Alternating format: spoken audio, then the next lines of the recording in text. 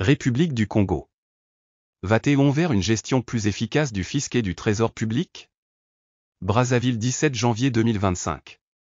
Un conseil des ministres, sous la présidence du chef de l'État congolais M. Denis Sassou Nguesso, se tient au Palais du Peuple, vieil édifice de belle architecture, d'origine coloniale, témoin, depuis l'occupation française du territoire du Moyen-Congo, de l'histoire de ce que deviendra l'actuelle République du Congo.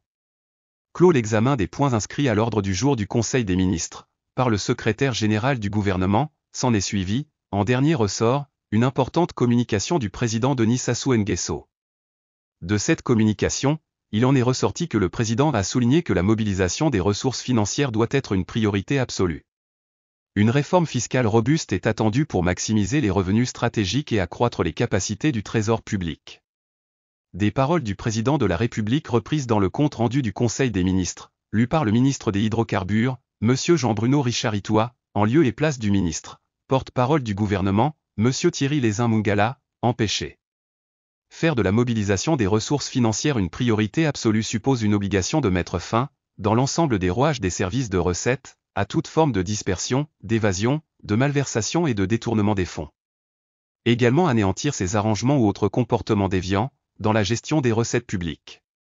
En clair, préserver l'intégralité des encaissements des recettes, sans laisser la moindre place au détournement, aux autres décaissements illégaux et non prescrits par qui de droit qui en a été investi par l'autorité de tutelle.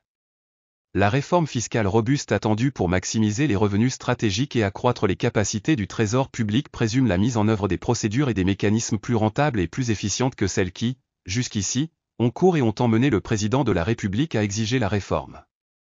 Dans le pays, une certaine opinion est opposée à de nouvelles réformes fiscales appelées à parfaire le fonctionnement de l'ensemble d'organismes d'État chargés de l'établissement de l'assiette des impôts, de sa perception et de son contrôle.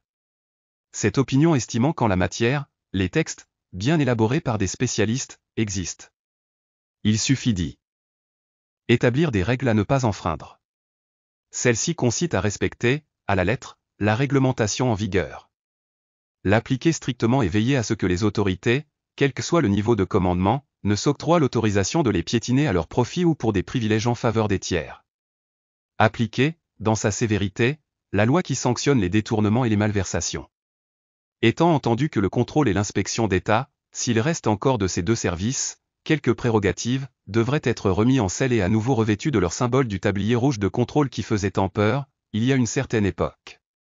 Les défenseurs de la théorie du maintien en l'état, de la réglementation en place, sur le fisc, avancent, par ailleurs, que toute réforme du fisc serait peine perdue, si jamais les voies et moyens qui permettent les malversations et les postures frauduleuses ne sont pas éradiqués.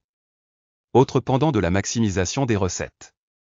Toutes exploitations des ressources naturelles nationales, bois, gaz, pétrole et autres richesses du sous-sol sont-elles traçables, visibles et administrativement déclarées aux services publics en droit de les enregistrer? Conséquemment, les recettes issues de ces exploitations des ressources naturelles sont-elles, selon les règles définies, bien reversées au trésor public? N'existe-t-il pas des comptes d'encaissement extérieurs au trésor public, domiciliés à l'étranger ou sur l'espace national, échappant de fait, au contrôle des pouvoirs publics? Au cas où, à ces interrogations, la réponse est négative, la maximisation des recettes est possible. Dans le cas contraire, il faudrait veiller à la régularisation des situations non conformes. Renvoyer les sociétés qui s'évertuent à piller. Décider de fermer les comptes illégaux parallèles au trésor public et, conséquemment, procéder au reversement de leurs avoirs au trésor public. Dans l'esprit de la communication du président Denis Sassou Nguesso, je crois, comme faire, qu'il est venu le moment de substituer à la méthode manuelle de paiement en numéraire des autorités et autres personnels des corps des institutions nationales celle du virement bancaire assorti d'un bulletin de paie, en bonne et due forme. Si, à juste titre, le traitement des salaires des agents de l'État est modernisé pour le rendre transparent, d'où vient-il que celui des corps des institutions de la République, qui pour la plupart sont des fonctionnaires, en cumul de charges, doit demeurer archaïque et opaque? Plus l'État congolais, en sa forme constitutionnelle, sera modernisé, juste et transparent. Dans son fonctionnement régulier, plus il sera crédible et plus il accroîtra le rapport de confiance entre les dirigeants du pays et le peuple. Tout cela est possible. J'y crois. Ouabari Mariotti. Abidjan, 21 janvier 2025.